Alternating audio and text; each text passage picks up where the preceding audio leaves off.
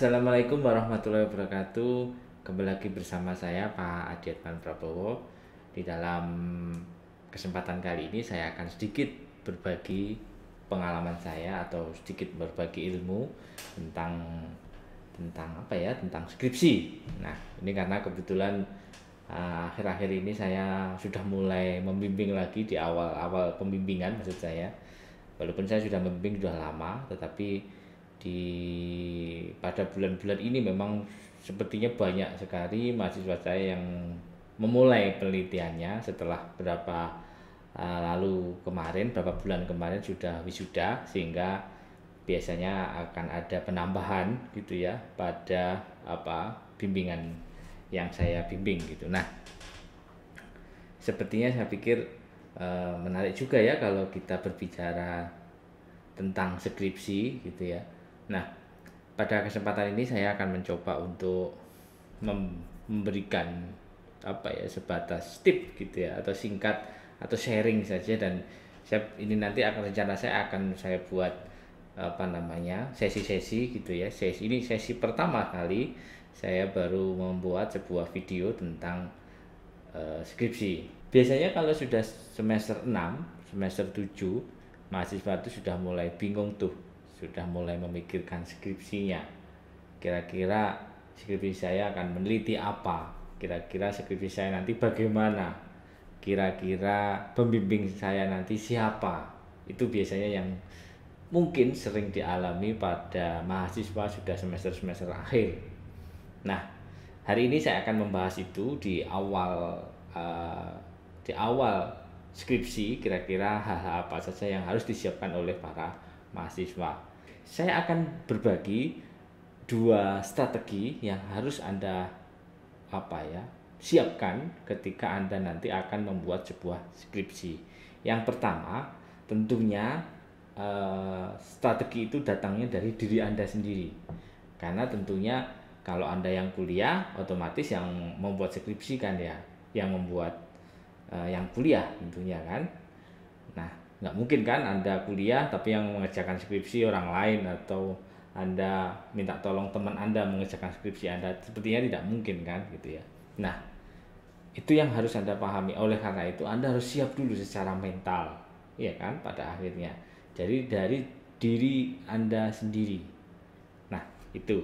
Yang kedua itu adalah bagaimana biasanya di awal-awal tuh kebingungan menentukan topik penelitian, atau menemukan kira-kira saya mau meneliti apa ya gitu.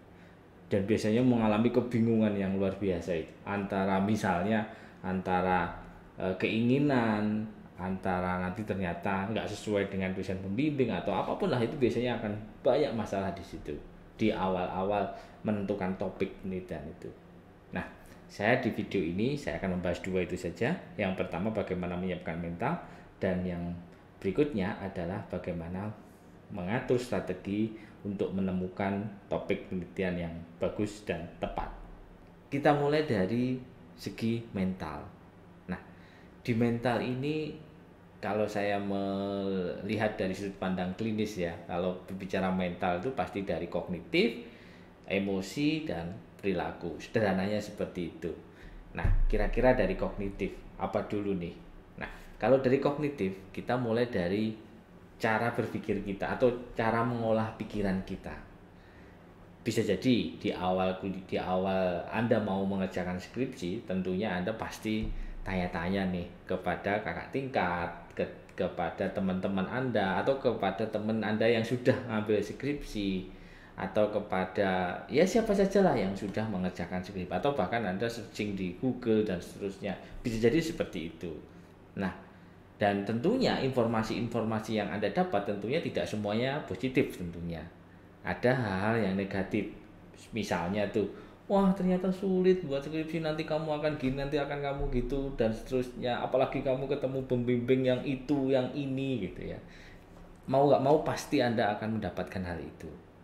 Oleh karena itu, hal yang harus Anda siapkan adalah hilangkan itu semua dulu.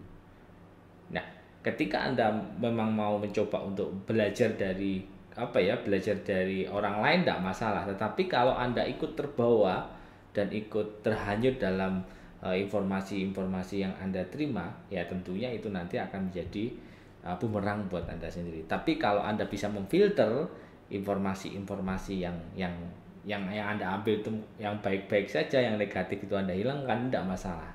Tapi kalau Anda tidak bisa memfilter atau bisa disebut biasanya kalau Anda baperan, ya mending nggak usah tanya-tanya. Fokus saja pada apa yang Anda lakukan dan fokus saja apa yang harus Anda siapkan. Itu lebih baik daripada Anda hanya sekedar mencari-cari informasi, justru nanti itu akan membuat Anda tidak malah mengalami ketakutan dan pada akhirnya tidak melakukan apa-apa. Poin itu yang pertama yang harus Anda lakukan. Nah, tentunya itu tidak mudah bagaimana membangun kognitif atau membangun cara berpikir positif. Itu tentunya tidak mudah, tetapi itu harus Anda biasakan. Misalnya, ketika di awal-awal skripsi Anda mengalami kesulitan, Anda selalu ditolak dosennya, atau misalnya skripsi Anda selalu tidak benar misalnya. Kalau kondisinya seperti itu, belajarlah Anda mencoba untuk mengolah. Kalau pikiran Anda selalu mengajak ke negatif terus, coba lawan. Coba arahkan ke hal-hal yang coba mengkonfronting diri sendiri, coba melawan pikiran kita sendiri. Misalnya, oke, saya di awal ini memang sulit gitu ya. Memang dosen saya mempersulit saya. Tapi saya yakin nanti sesuatu saat saya akan mendapatkan manfaat dari apa yang sudah terjadi pada saat ini. Nah, itulah cara-cara sederhana bagaimana individu itu bisa mengkonfronting pikirannya sendiri. Dan walaupun sulit, tetapi Anda bisa mencobanya. Walaupun mungkin tidak mudah, tetapi bukan berarti tidak bisa. Apapun ketika kita mau berusaha, saya yakin itu akan pasti ada jalan. Oke, itu dari segi kognitif. Intinya dari segi kognitif ini, dari segi kognitif atau dari segi pikiran, tata pikirannya, kelola pikiran-pikiran yang negatif itu, sehingga dan bagaimana mengolahnya untuk merubah pikiran-pikiran yang negatif itu menjadi pikiran-pikiran yang positif. Kalau sudah Anda punya mindset yang positif terhadap skripsi, bahwa skripsi itu agak sulit, ya walaupun sulit tapi saya pasti bisa. Walaupun skripsi itu menyeramkan, ya saya coba untuk membuat skripsi itu menjadi lebih menyenangkan. Nah, kalau Anda sudah kalau dalam pikiran Anda itu sudah ibaratnya senang terhadap, wah saya bentar lagi skripsi, saya senang gitu ya. Saya yakin nanti dalam menjalani skripsi Anda juga akan enjoy saja. Walaupun banyak rintangan, banyak hambatan, saya yakin Anda tetap bisa menerjang, tetap bisa melawan dari problem-problem atau rintangan yang akan Anda hadapi itu. Oke, semoga Anda menangkap apa yang saya maksud dari tip pertama ini. Yang berikutnya terkait dengan masih mental adalah emosi. Nah, ini yang sangat sulit ini. Sangat sulit dan ini mungkin menjadi masalah-masalah yang serius pada sekian banyak pada mahasiswa, termasuk mahasiswa saya sendiri tentunya. Nah, bisa jadi kalau saya mencoba berdasarkan pengalaman saja dalam konteks membimbing, biasanya ketika mahasiswa bimbingan atau skripsi itu biasanya punya target. Saya nggak tahu target ini karena apa gitu ya wajar lah. Target misalnya pengen cepat lulus, pengen sebagai pembuktian kepada orang tua bahwa saya bisa lulus tepat waktu, bahkan misalnya umumnya kan 4 tahun ya, bahkan bisa 3,5 tahun gitu ya. Pasti akan ada target yang tinggi di situ. Tetapi hal yang harus Anda perhatikan adalah, ya bolehlah kita punya target, punya mimpi itu boleh. Tetapi lagi-lagi tetap yang menentukan kan yang di atas gitu ya. Bukan pembimbing ya. Ini bukan berarti saya membela sebagai pembimbing, tidak. Tetapi tetap yang menentukan yang di atas. Kalau memang yang di atas memang Anda tidak bisa lulus 3,5 tahun, Anda berjuang seperti apapun, saya yakin juga tidak akan bisa lulus 3,5 tahun. Nah, oleh karena itu, hal yang harus dipahami, Anda bukan berarti Anda nggak boleh membuat target, boleh. Justru malah itu baik. Tetapi yang saya sampaikan di sini, yang ingin saya sampaikan adalah fleksibel lah atau lenturlah terhadap target-target yang Anda buat itu. Andaikan misalnya Anda punya target, misalnya seminggu ini Anda di ACC gitu. Ternyata tidak di ACC, ketemu dosen aja belum ketemu. Nah, itu yang membuat biasanya mahasiswa itu down. Itu yang membuat biasanya Anda itu apa ya, sudah baper, sudah nggak mau, hampir kayak kayak nggak mau mengerjakan skripsi lagi. Karena apa? Karena target-target yang Anda inginkan tuh banyak yang nggak tercapainya daripada tercapainya. Nah, itu hati-hati di situ. Bukan berarti saya menakut-nakuti ini ya, tetapi itu kebanyakan yang biasa terjadi pada mahasiswa. Oleh karena itu, eh, daripada Anda capek memikirkan target-target Anda yang nggak sesuai, ya sudah, ketika targetnya nggak sesuai, Anda punya plan. Kira-kira plan saya yang berikutnya apa? Dan kira-kira kekurangan saya apa? Apakah saya masih, usaha saya masih kurang, ataukah saya sendiri juga malas, apakah saya sendiri juga banyak mainnya. Lah itu Anda segera evaluasi diri dan segera memperbaiki diri. Itu jauh lebih baik daripada Anda sekedar melihat jadwal, melihat target-target, atau merenungkan, atau bahkan tidak berbuat apa-apa. Nah, itu yang perlu dipahami. Selanjutnya, dalam hal emosi ini tentunya ada beberapa hal yang sangat penting, yaitu bagaimana diri Anda bisa mengolah emosi itu menjadi emosi-emosi yang negatif tadi bisa menjadi emosi yang positif. Nah, caranya bagaimana? Tentunya kita tentunya tidak mudah ya. Kita bisa mengolah emosi, misalnya ketika ditolak judul oleh pembimbing, ditolak topik oleh pembimbing, tentunya itu sesuatu hal yang sangat bisa jadi sangat mengecewakan bagi diri Anda. Justru disitulah menurut saya bagaimana Anda bisa berlatih. Berlatih apa? Bisa jadi berlatih untuk bersabar gitu ya. Berlatih untuk lebih keras lagi. Berlatih untuk mencoba lagi yang lebih baik lagi. Dan disitulah Anda akan diasah ketekunan Anda dalam dalam menyusun sebuah skripsi itu. Oleh karena itu tentunya hal ini juga tidak mudah ya. Tetapi kalau Anda mau berusaha terus berpikir tadi ya, mindsetnya sudah benar, emosionalnya dijaga, lentur terhadap target-target, saya yakin masalah emosi ini akan beres. Dan hal yang penting juga adalah kalau sudah kondisi sudah rumit ya, cobalah untuk sejenak dulu untuk merefresh diri Anda sendiri gitu ya. Jangan terlalu dipaksakan. Ketika memang sudah sana sini sudah buntu ya, cobalah refresh dulu, atau cobalah minta pendapat-pendapat orang lain. Siapa tahu dengan pendapat-pendapat orang lain itu ya bisa memberikan wawasan baru, memberikan pemahaman baru, pandangan baru, sehingga emosional Anda akan segera pulih dan segera stabil. Itu dari segi emosi. Nah, berikutnya adalah perilaku. Nah, perilaku ini dalam hal apa? Kalau dalam konteksnya ke individu atau ke mental tadi. Nah, perilaku ini tentunya bagaimana Anda mengatur strategi bahwa Anda sudah waktunya serius, karena skripsi ini tidak bisa menurut saya tidak bisa disambil main-main, atau skripsi ini harus fokus. Karena kalau nggak fokus lupa nanti. Ketika kemarin terakhir bimbingan tentang apa, kalau nggak fokus, kalau nggak segera diselesaikan, kalau nggak segera dikerjakan revisinya, saya yakin pasti lupa. Kira-kira kemarin feedback yang diberikan oleh dosen itu seperti apa. Atau mungkin tugas-tugas yang diberikan dosen bahkan tidak dikerjakan. Saya sendiri juga sering, ketika saya sudah masih ingat sekali ketika saya bimbingan dengan si A misalnya ya, saya memberikan revisi ini dan ini, tapi ketika kembali lagi masih sama apa yang saya sampaikan, saya minta merevisi masih sama, bahkan tidak ada perubahan sedikit pun. Nah, hal itulah yang membuat pada akhirnya skripsi Anda bisa jadi akan menjadi lebih lama.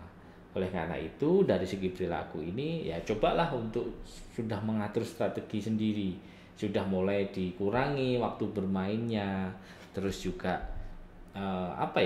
biasanya bisa nggak Anda misalnya dalam 1 minggu Anda sudah menentukan bahwa misalnya hari Kamis ini hari untuk skripsi saya. Jadi kalau sudah hari Kamis Anda fokus ngerjakan skripsi itu. Nah, seperti itu. Kalau Anda punya punya strategi-strategi seperti itu, saya yakin nanti dari segi perilaku ini atau dari segi perilaku dalam mengerjakan skripsi ini tentunya akan lebih lancar. Oleh karena itu Anda juga harus punya strategi sendiri caranya bagaimana dalam menentukan strategi skripsi yang terbaik bagi Anda. Nah, kurang lebih seperti itu dari segi mental tadi. Yang pertama dari olah pikiran Anda secara singkat saja, siapkan mindset Anda yang bagus, yang positif terhadap skripsi. Yang kedua, simpelnya adalah bagaimana Anda bisa mengontrol emosi Anda secara baik. Dan yang ketiga adalah dari segi perilaku Anda dalam mengerjakan skripsi, maksudnya ya, adalah Anda mempunyai perilaku yang produktif, yang positif, yang mendukung dari kelancaran semua dari skripsi yang akan Anda buat, bukan berarti malah sebaliknya. Berikutnya adalah siap secara strategi. Nah, menulis skripsi itu susah-susah gampang. Ada yang mengatakan seperti itu, ada yang mengatakan menulis skripsi itu mudah, ya. Tergantung pada individunya. Ada dua strategi di dalam menemukan topik skripsi. Yang pertama, strategi pertama adalah Anda berangkat dari masalah. Yang kedua, Anda berangkat dari jurnal penelitian yang sudah ada. Baik, akan saya bahas satu-satu. Yang pertama, berangkat dari masalah. Maksudnya seperti apa? Sebuah penelitian, ini yang ideal bisa dia. Sebuah penelitian yang baik itu adalah sebenarnya penelitian itu mampu menjawab dari masalah-masalah yang ada di sekitar kita. Misalnya sebagai contoh, kalau konteksnya psikologi ya, misalnya apa sih yang membuat orang itu mudah marah misalnya. Ini simpel saja. Nah, atau mungkin berangkatnya dari ternyata saat ini banyak orang yang mudah marah karena kondisi pandemi saat ini misalnya. Jadi tingkat emosional individu saat pandemi ini semakin memuncak atau semakin tinggi karena banyak bukti-bukti yang menunjukkan akan hal itu misalnya. Nah, itu kan sebuah problem yang ada di sekitar kita. Nah, penelitian yang baik itu sebenarnya bisa menjawab dari masalah itu. Jadi berangkatnya dari masalah. Jadi hal yang harus bisa Anda pahami, coba Anda lihat di lingkungan sekitar Anda. Lingkungan terdekat Anda, dimulai dari terkecil dulu nggak apa-apa, atau kebalikannya. Sebenarnya tidak ada aturan yang baku ya. Anda bisa melihat dari yang luas dulu, terus bisa kecil, bisa mengkerucut, atau mengkerucut dulu terus ternyata bisa meluas itu. Jadi tidak ada aturan mana yang lebih baik, ya tidak ada. Yang lebih baik adalah yang benar-benar Anda kuasai saja. Nah, berangkat dari masalah ini, kalau misalnya berangkat dari lingkungan terkecil, bisa jadi Anda berangkatnya dari diri Anda sendiri. Nah, ini saya juga banyak sih menemukan skripsi mahasiswa saya yang problemnya itu dari dirinya sendiri. Artinya bukan dia punya problem terus diskripsikan, tidak, tetapi dia punya keseharian, dia itu adalah misalnya misalnya sebagai contoh, seorang mahasiswa yang sudah nyambi kerja gitu ya misalnya, dan sudah banyak pengalaman, banyak berkecimpung di dunia kerja misalnya, kebetulan kerjanya di dunia sales gitu ya, psikologi sales, ya tidak masalah misalnya karena masih nyambi kuliah misalnya. Nah, dari situ, dari sehari-hari itu dia tahu benar orang-orang sales itu bagaimana dan seterusnya, sehingga dia pengen meneliti nih bagaimana sih komunikasi orang sales itu misalnya. Jadi dia meneliti gaya komunikasinya misalnya, dikaitkan dengan apa misalnya. Nah, itu berangkat dari masalah sehari-hari di sekitar Anda, di sekitar Anda yang terkecil saja. Nah, dari situ bisa Anda buat. Yang berikutnya dari lingkungan terkecil bisa berangkat dari minat, atau misalnya Anda menggeluti minat tertentu. Misalnya anak muda itu bisa sering nyebut passion gitu. Anda bisa berangkat dari passion Anda. Saya dulu pernah ada skripsi mahasiswa saya, kebetulan dia suka shopping gitu ya, dan pada akhirnya Pak, saya pernah kan, dia di awal tuh kebingung, Pak saya bingung judul, Akhirnya saya iseng-iseng, ya udah kamu punya senenganmu apa, kamu punya hobi apa. Hobi saya shopping pak, gitu ya, sering belanja. Ya sudah, itu saja jadikan topik penelitianmu, sepertinya menarik gitu. Tetapi hati-hati kalau konteksnya ini, nanti jangan sampai nilai-nilai diri kita atau subjektivitas kita itu masuk dalam penelitian itu hati-hati. Harus tetap boleh Anda apa ya, sesuai dengan passion, tapi hati-hati jangan sampai nilai-nilai subjektif kita masuk di dalam sebuah penelitian. Kita harus ada opini-opini dari orang lain, kita harus ada dasarnya, kita harus ada argumentasinya. Kalau kita ngomong bahwa shopping itu menyenangkan, jangan hanya sekedar subjektivitas saja, tetapi memang ada bukti-bukti yang lain yang empiris atau yang ilmiah yang bisa menjelaskan akan hal itu. Yaitu nanti keterbatasannya kalau berangkat penelitian dari masalah pribadi atau passion berarti. Tapi itu tidak masalah, karena ibaratnya saya mendekatkan kesenangan Anda. Kalau Anda senang di situ, sehingga Anda akan semangat nanti ketika membuat skripsi sesuai dengan passion Anda. Nah, itu dari lingkungan terkecil, lingkungan terdekat. Nah, bagaimana kalau kita berangkatnya dari lingkungan luas, lingkungan yang besar, dari luas dulu.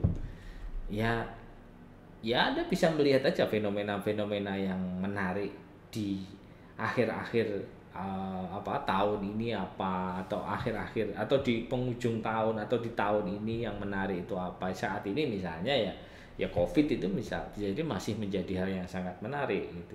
Atau mungkin kalau Anda sudah berpikir, udah COVID udah lama Pak, ya gitu-gitu aja beritanya misalnya. Ya coba dari sisi lainnya, misalnya PPKM ini sudah turun ini ya.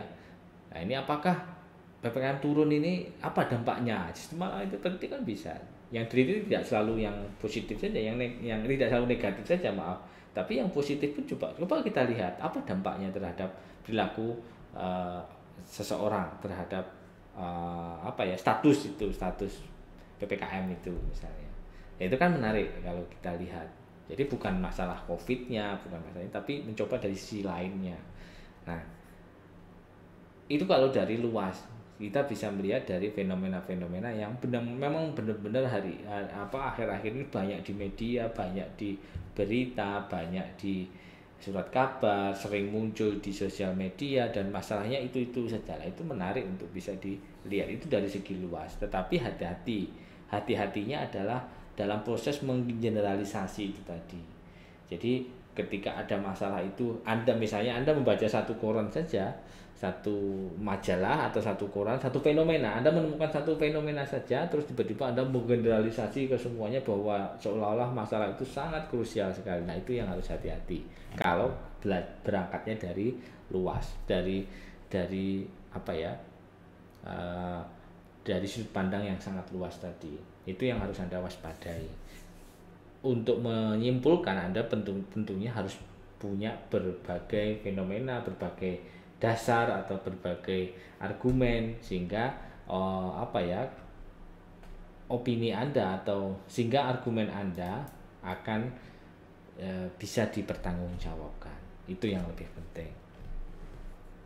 Nah, yang berikutnya yang harus Anda perhatikan kalau sudah menemukan masalah, Anda harus mengkaitkan masalah itu dengan teori-teori yang sudah Anda pelajari selama kuliah. Apakah masalah yang ada di sekitar kita itu ada konsep teorinya yang melatar belakang? Ini yang agak sulit memang. Biasanya agak kesulitan mengkaitkan dengan teori itu. Apalagi Anda sendiri dulu kuliahnya juga kuliah setengah-setengah atau bahkan sudah lupa gitu ya teori-teori. Oleh karena itu Anda harus banyak belajar lagi.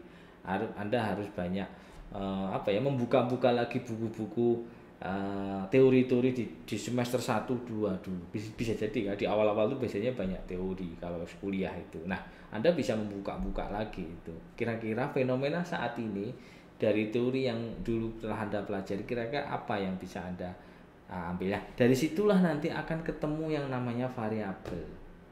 Ya.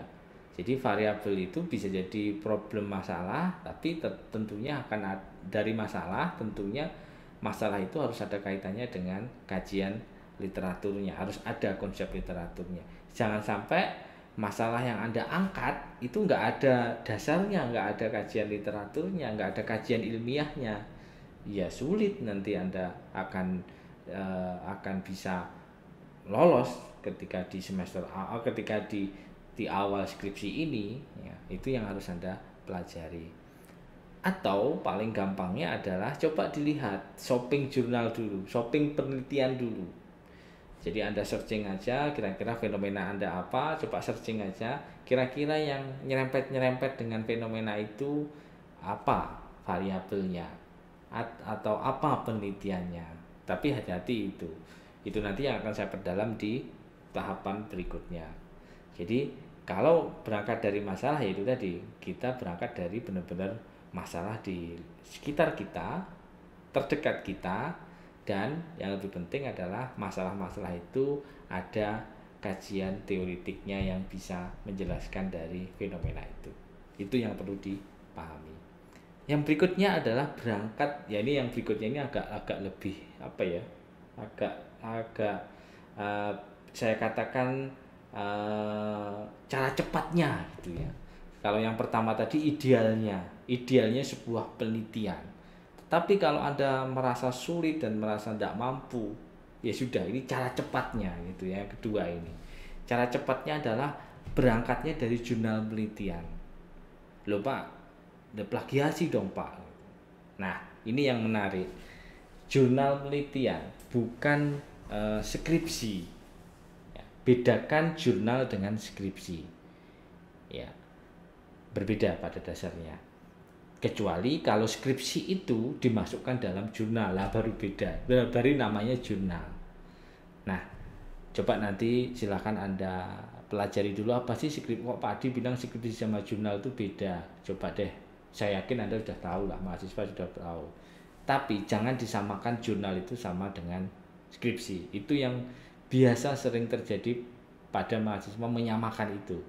Coba kamu cari jurnal yang lebih update, ditunjukkan kepada saya skripsi. Ya walaupun baru skripsinya, tapi skripsi, dan kebetulan bukan jurnal yang skripsi yang dimasukkan dalam jurnal, ini skripsi murni, skripsi ditunjukkan kepada saya. Lah ini kan skripsi, skripsi kan sama dengan jurnal Pak. Nah ini yang menjadi perlu saya luruskan. Artinya kalau jurnal itu tentunya kan sudah melalui review yang panjang ya. Kalau skripsi itu kan hanya sebatas pembimbingan saja. Nah itu yang perlu dipahami.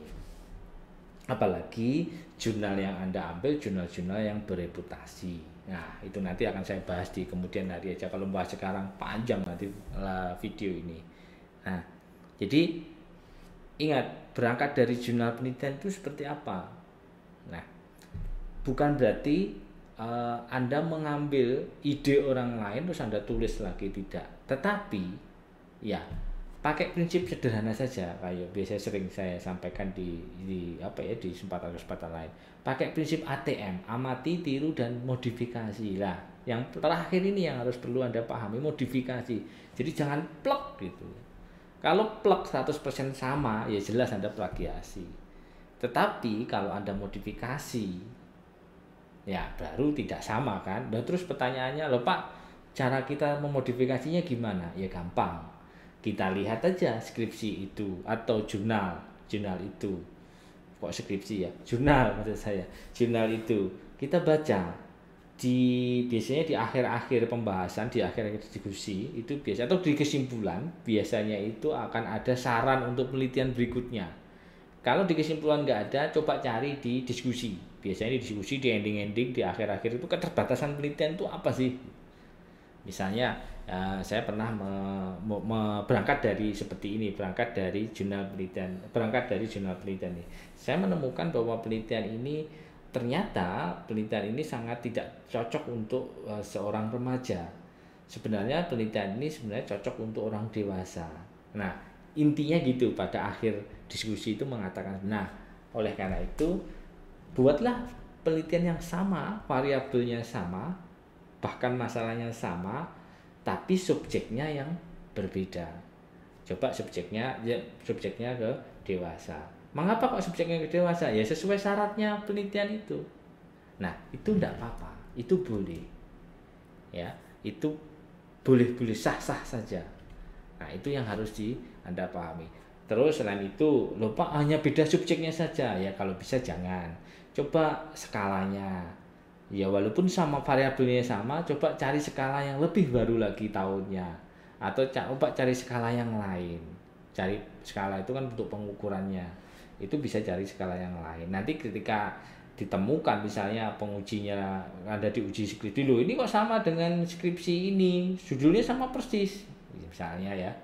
Iya, tapi sudah saya tidak sama persis Pak, yang jelas walaupun judulnya sama tetapi di dalamnya sudah saya melakukan perubahan-perubahan, bahkan justru saya berangkatnya dari penelitian itu, memang di penelitian itu mengatakan bla bla bla bla, dan saya ikuti semua itu. Nah itu tidak masalah, dan saya pikir untuk level 1 tidak masalah gitu ya.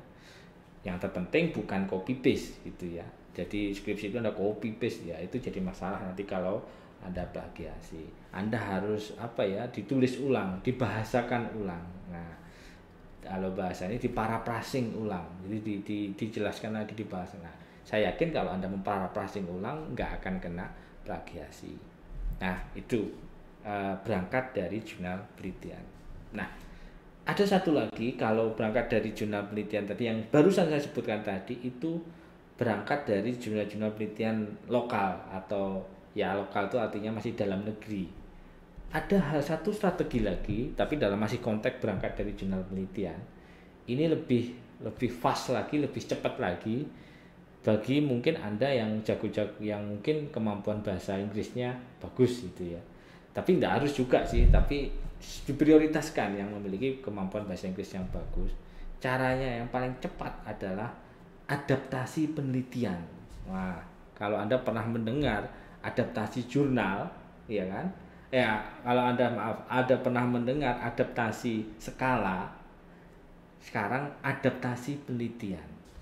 Nah, ini agak ekstrim ini ya, agak ekstrim, tapi saya yakin ini apa ya, tidak ini lebih bagus daripada yang pertama tadi. Anda ATM tadi, mengamati memodifikasi dari penelitian-penelitian yang sudah ada. Kalau yang ini Anda bahkan sama persis, misalnya judulnya sama, subjeknya sama, tetapi yang membedakan apa? Tempatnya yang berbeda, budayanya yang berbeda, negaranya yang berbeda. Atau ya itu bisa jadi misalnya remajanya Eropa dengan remajanya orang Indonesia, remajanya Indonesia tentunya berbeda, budayanya berbeda.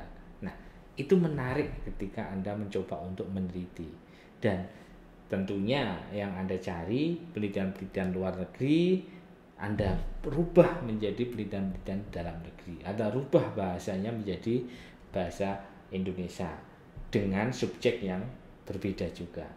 Itu sangat gampang sekali kalau Anda mau mencoba ke arah sana. Dan saya yakin tidak akan kena plagiasi karena bahasanya juga berbeda. Kurang enak apa coba? Apalagi sekarang jurnal-jurnal, Anda mencari jurnal penelitian itu, wah gampangnya bukan main.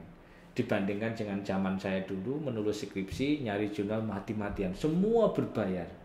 Ya ada, tapi paling jurnal-jurnal lama. Sekarang walaupun berbayar bisa dibuka gitu ya. Ya pasti ada caranya lah gitu ya. Nanti akan saya bahas di video berikutnya. Kalau memang nanti tulis aja di komentar kira-kira butuh materi apa, nanti akan saya bahas itu. Saya yakin udah banyak itu yang membahas tentang bagaimana mendapatkan jurnal. Saya yakin udah banyak, dan saya yakin sangat mudah sekali itu, bukan sesuatu yang sulit. Nah, yang terakhir inilah yang sebenarnya ini sebuah strategi yang menurut saya bisa Anda gunakan untuk menemukan topik penelitian. Nah, tergantung ya, nanti tidak semua pada yang tips terakhir ini ya pasti ada plus minusnya. Minusnya apa ya tips terakhir ini?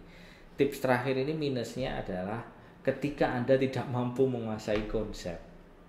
Karena idealnya, kalau ngomong ideal penelitian itu memang berangkatnya dari masalah seperti yang di depan tadi yang saya sampaikan. Berangkat masalah nanti dikaitkan dengan teori nemukan variabel nanti pada akhirnya dikaitkan dengan yang lain, variabel yang lain, akhirnya jadilah sebuah penelitian yang relasional atau perbedaan atau pengaruh dan seterusnya, arahnya kan ke sana. Tapi kalau yang terakhir ini, tip terakhir ini, kelemahannya atau bahayanya ketika Anda tidak memahami